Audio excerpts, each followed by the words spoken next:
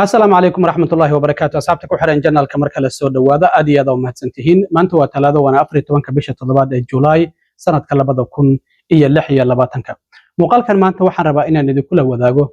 أن حراليها الدقمة حنبين مقالة مينيابوليس أو شلي شرج رائد قبتي أي وحي شكتي إن دولة فدرال كجارهان وزارة أمن جودها أي كسور جسي عديمه دلالكي رينا جود sidoo kalena Alex Brady iyo nin kale oo ay dhaawaceen ciidamada ICE intii howlgallada ay ka wadeen magaalooyinka Minneapolis iyo St. Paul oo magaciisa la yiraahdo Julio Cesar Sosa Salis dhamaanba cadaymihii ayaan helnay ay tiri haddana dib ayaan u eegaynaa kadibna waxaan go'aan ku gaaraynaa inaan dacwad ku soo oogno askartii ka tirsaneed ciidamada ICE ee dishay Rene Good iyo waliba Alex Brady ninkaas kalena sidoo kale dhaawacday ICE oo shalay nin kale oo soo galooti ah ku dilay magaalada Bedford ee gobolka Maine waxayna ay sheegeen ninka ay dileen in uusan ahayn qofkii ay raadinayeen waa wax ka yar toddobaad oo laba qof ICE ay si qalad ah in ay ku dileen ay qiranayaan labadubana dad sharci la'aan ah oo soo galooti ah arrintaasina waan idin la wadaagaya madaxweyne Trump shalay waxa uu sheegay in dhamaanba maraakiibta xamuulka ee marinka Hormuz maraysa 20% lacag ah ay Mareykanka ay siinayaan haddaba arrintaasi maanta arrin kale ayuu ku bedelay arrintaasi maxay tahayna sidoo kale waan idin la wadaagaya balse marka hore soo dhawaada haddii aan ku bilaabo dilkii Rene Good iyo Alex Brady hadda 6 bilood ka badan ayaa ka soo wareegatay waxaan ognahay intii howlgallada ciidamada ICE ay ka wadeen magaalooyinka Minneapolis iyo St. Paul in 7 January ay dileen Rene Good oo dadka ka soo horjeeday howlgallada ciidamada ICE ay ka wadeen gobolka Minnesota gaar ahaan Minneapolis iyo St. Paul in ay 7 January iyadoo 37 jir ah ay geeriyootay toddobaad kadibna 24 January ciidamada ICE waxay dileen sidoo kalena Alex Brady oo gacan mobile ku haystay oo duubayay isla markaana kamid ahaa dadka ka mudaharaadayay howlgallada ciidamada ICE ay ka wadeen magaalooyinkaasi mataanaha markii dilalkaasi ay dhaceen sidoo kalena 14 January ICE waxay sidoo kale sinta xabad uga dhufteen nin wadanka Venezuela ka soo jeedo oo Julio Cesar Sosa Salis la yiraahdo isagana si qalad ah ayay ku dhaawaceen maxaa yeelay qof kale ayaa iyagoo ceersanaya ayaa ninkan ay xabad ku dhufteen xitaa markii dambe waa ay xireen oo waxay yiraahdeen ninkan askar ayuu isku dayay ciidamada ICE inuu waxyeeleeyo walow markii dambe dacwadihiisii meesha ay dawladdu ka saartay ninkaasina la soo daayay marka gobolka Minnesota waa loo diiday dhamaanba cadeymaha dilalkii Rene Good iyo waliba Alex Brady waa gaarigii Rene Good waa tii la qaatay kaamarooyinkii ciidamada ICE ay u xirnaayeen waa kuwii loo diiday in gobolka uu baaritaan ku sameeyo marka xeeraryaha guud ee gobolkaasi Keith Ellison iyo dacwadoogaha degmada Hennepin oo Minneapolis ay ku taalo halka dilalkaasi ay ka dhaceen waa kuwii wasaaradda amniga gudaha dacweeyay oo dacwad ka gudbiyay haddaba shalay ayaa waxaa shir jaraa'id qabtay xeeraryaha degmada Hennepin haweeneyda la yiraahdo Mary Moriarty waxayna sheegtay in dhamaanba cadeymihii la xiriiray dilalkii Rene Good Alex Brady iyo dhaawacii ICE ay u geysteen ninka la ka soo jeeda Venezuela oo la yiraahdo Julio Cesar Sosa Salis in gabi ahaanba lagu soo wareejiyay marka cadeymahaasi maxay yihiin lagu soo wareejiyay dacwadoogayaasha degmada Hennepin waxay leeyihiin waa hard drive ay dhamaanba ku jiraan muuqaaladii kaamarooyinkii u xirnaa ciidamadii ICE ee dilay Rene Good iyo waliba Alex Brady waliba gaarigii Rene Good oo ay FBI-du ay qaateen iyo wasaaradda amniga gudahana hadda waa lagu soo wareejiyay si iyaguna dhankooda ay baaritaano ay u sameeyaan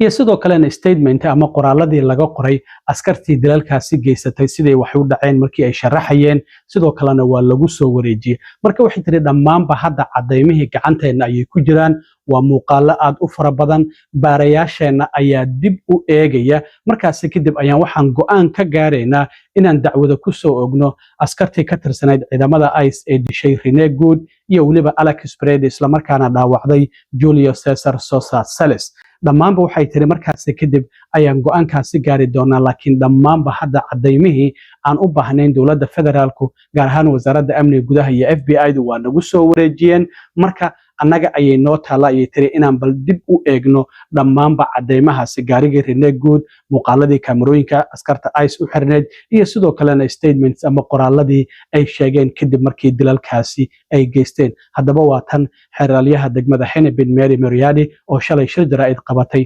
arrimahaasina ka hadlaysa. The wonderful thing is now is we have all the evidence. So we're extremely grateful to all of the federal partners for bringing us back to the way it should have been back on January 7th. Anytime you are looking at a case for potential charges or not, you want to be as thorough as you possibly can. So obviously we wanted absolutely every piece of evidence that they have because it's really important to a lot of people that we get this right. dhinaca kale wax ka yar toddobaad ayaa ciidamada ICE waxa ay dileen 2 qof oo ay sheegeen in aysan ahayn dadkii ay raadinayeen waxaan ognahay talaadadii hore in oo hadda toddobaad uu ka soo wareegtay magaalada Houston gobolka Texas inay ku dileen nin asal ahaan ka soo jeeda Mexico laakiin 35 sano wadanka joogay sidii aan shalay idin sheegay 3 caruurna ku dhalay isla markaana qarka u saarnaa hadda green cardkiisa inuu helo ciidamada ICE waxay yiraahdeen ninkaasi qof aan raadinaynay ayuu noola ekaaday markii dambena waxay yiraahdeen gaari uu wato shaqadiisa ugu sii socday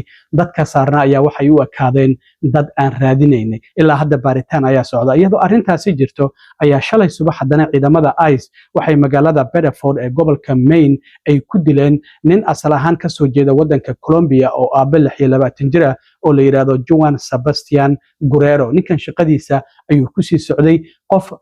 social security la siiyay ayuu ahaa isla markaana shaqadiisa ku sii socday ICE isla sidii marmarsiihii ayay soo gudbiyeen waxay yiraahdeen waan ku qaldanay warantiga aan wadanay qofkii uu aan raadinaynay ma uusan ahayn laakiin gaarigiisa ayuu isku dayay hub ahaan inuu noogu isticmaalo waa sidii Rene Good ay sheegeen ninkii talaadii la soo dhaafay Houston ay ku dileen ay sidaas ay tiri qof kasta oo ay dilaan waxay leeyihiin gaarigiisa ayuu rabay inuu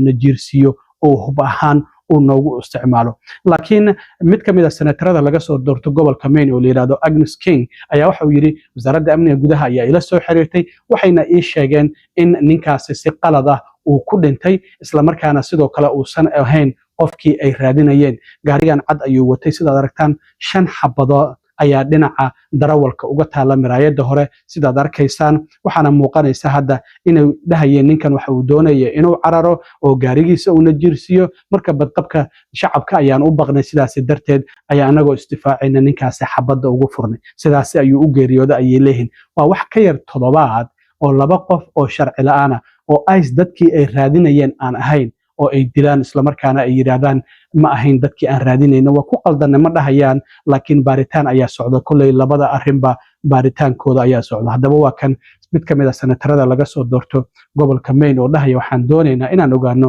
ninkan sidoo doonaya gaarigiisa inuu hub ahaan ugu isticmaalo maxaa awoodan xaddaafka ah loo isticmaalay oo la gaarsiiyay inuu ninkaasi dhinto oo 5 xabadood lagu dhufto baaritaan ayaan ka rabnaa ayuu leeyahay wasaaradda amniga gudaha waa kan isagoo ka hadlay. And the question is, what did he do with his vehicle? Were officers threatened? Were the threats rising to the level that justified deadly force? dhinaca kale waxaan ognahay habeennimadii Sabtida waxa hadda soo galeysay senatarkii caanka ah Lindsey Graham inuu geeriyooday waxa hadda baarayaashu ay sheegeen ninkaasi in xididka dhiigga siiya wadnaha in uu dilaacay isla markaana dhiig uu berdareynayay isla markaana xilli dambe la ogaaday oo aan waxba laga qaban karin sidaas darteedna uu geeriyooday walow la arkayay FBI-da oo gurigiisa baaritaan ku sameynaysa oo bal doonaya inay ogaadaan in ay jiraan waxyaabo sababay geeridiisa laakiin madaxweyne Trump oo maanta la weydiiyay waxa uu yiri FBI-da waqti ay iska luminayaan ninkaasi sababta uu geeriyooday waan ogaanay haddaba sida sharciga ah gudoomiyaha gobolka laga soo doorto senatarka geeriyooday ayaa waxa uu magacaabayaa qof si ku meel gaar ah muddada xileedkiisa oo hadda November ku eg maadaama November uu doorasho gali lahaa inuu qof u magacaabo marka gudoomiyaha gobolka South Carolina Henry McMaster ayaa shalay gelinkii dambe waxa uu ku dhawaaqay gabadha la dhalatay senatarkii geeriyooday Lindsey Graham oo magaceeda la yiraahdo Darlene Graham in 3 bilood ka harsan xilkiisii in iyadu ay sii dhameystiri doonto madaxweyne Trumpna shalay ayuu bartiisa Truth Socialka ku soo qoray inuu taageersan yahay in iyada loo dhiibo muddada ka harsan xilkii Lindsey Graham. Marka gabadhan la dhalatay Lindsey Graham oo weli horey siyaasadda aan xil uga soo qaban isla markaana xil dowladeed aan soo qaban ma doonayso November inay tartanto. Sidaas darteed maadaama November doorasho uu galayaa Lindsey Graham waa in xisbiga Republicaanka ay helaan qof booskiisii buuxiya. Sida sharciga gobolka South Carolina uu dhigayana 7 kadib geerida waa in la bilaabaa diiwaangelinta dadka doonaya kursigaasi inay isku sharaxaan. 21 bishan ayaa musharaxiintu ay soo gudbin doonaan doonaya kursigaasi inay u tartamaan dhinaca Republicaanka. 12 bisha Agosto ee soo socota ayaana waxaa la qaban doonaa doorashooyinka isreebka. Haddii laba xubnood konton ka badan ay heli waayaan codadkana waxaa doorasho kale oo isreeba lagu celin doonaa 25 isla bisha Agosto. Markaas kadib qofka ku soo baxa kursigaasi oo dhinaca Republicaanka waxa uu la tartami doonaa Annie Andrews oo dhinaca dimuqraadiyiinta u tartamaysa. Haddaba waa kan shalay gudoomiyaha gobolka South Carolina Henry McMaster markii uu ku dhawaaqayay in uu xilkaasi uu u magacaabay gabadha la dhalatay Lindsey Graham maadaama uu madaxweynuhuna markii uu u sheegay madaxweynuhuna uu soo dhaweeyay. Lindsey took care of his little sister in years long departed. It's my honor to ask his little sister, Darlene Graham, to finish his work for him now. And by the way, Darlene, I don't know if I told you, but after we spoke on the phone in the wee hours of Sunday morning, and you agreed to serve through tears earlier, I had wondered what you would say. And I was humbled by your quickness to see the duty that you had to serve. And I called the president afterwards,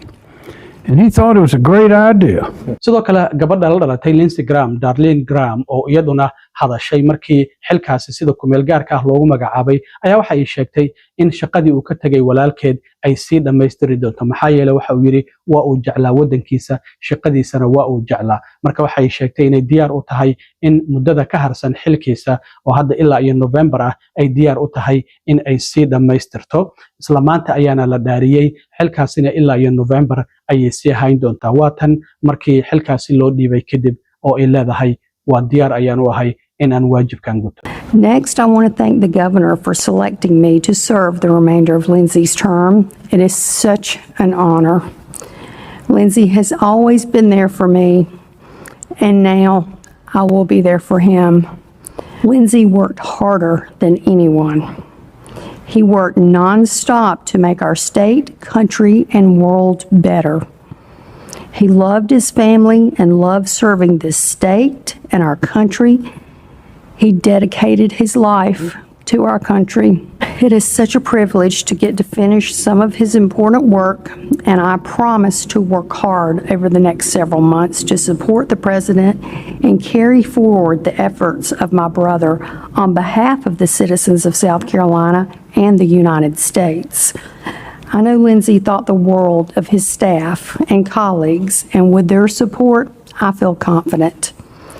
I think this is what Lindsey would have wanted, and I plan to honor him in this way. But I'm going to do this. I got it. ugu dambeyntii madaxweyne Trump shalay waxaan ogeyn in uu yiri 20% maraakiibta xamuulka sida ee Mareykanka Hormuz maraysa waa in nala siiyaa maxaa yeelay annaga ayaa waxaan noqonaynaa ilaaliyaha Mareykanka Hormuz. Haddaba maanta arrintii waa uu ka laabtay. Horey maamulka Trump waxa uu dhahayay ma jirto cid awood u leh inay lacag ka qaato maraakiibta maraysa Mareykanka Hormuz oo Iran lacagtii 2 milyan oo maraakiibta shidaalka sidoo ay ka qaadayeen waa kuwii ka soo horjeestay. Wasiirka arrimaha dibadda Marco Rubio waxa uu yiri dawlad xaq u leh maraakiibta halkaas maraysa inay lacag ka qaado ma jirto. Horey ayuu arrintaas u sheegay. Haddaba Trump maanta bartiisa True Socialka qoraalkan dheer ayuu ku soo qoray. Marka hore waxa uu mahad celinayaa wasiirka gaashaandhigga Pete Hegseth, taliyaha guud ee ciidamada Mareykanka General Dan Kane iyo taliyaha ciidamada saldhigga dhexe ee Mareykanka Brad Cooper oo leeyahay shaqo wanaagsan ayay qabteen marka la eego duqeymihii maalmihii la soo dhaafay Iran meelo kala duwan ay duqeynayeen. Marka waxa uu yiri lacagtii 20% waan ka laabanay sidaas darteed wuxuu leeyahay wadamada carabta ee qaliijka ayaan doonaynaa in wadankeena ay maalgashi ay ku sameeyaan. Waxa uu yiri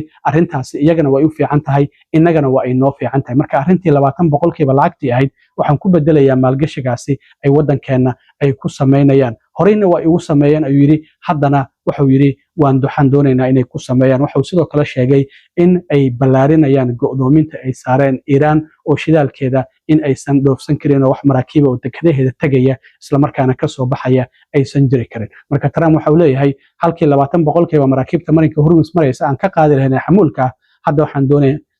waxaan doonaynaa wadamada carabtu inay maalgashi ku sameeyaan wadankeena oo lacag balaayiin dollar ay ku maalgashtaan oo warshado iyo shaqo fara badan halkaasi laga abuuro. aad iyo aad u mahadsantiin asxaabta intaan mar kale kulmi doono waa saaxiibkiin cilmi waaro idin la sida iyo nabadgelyo.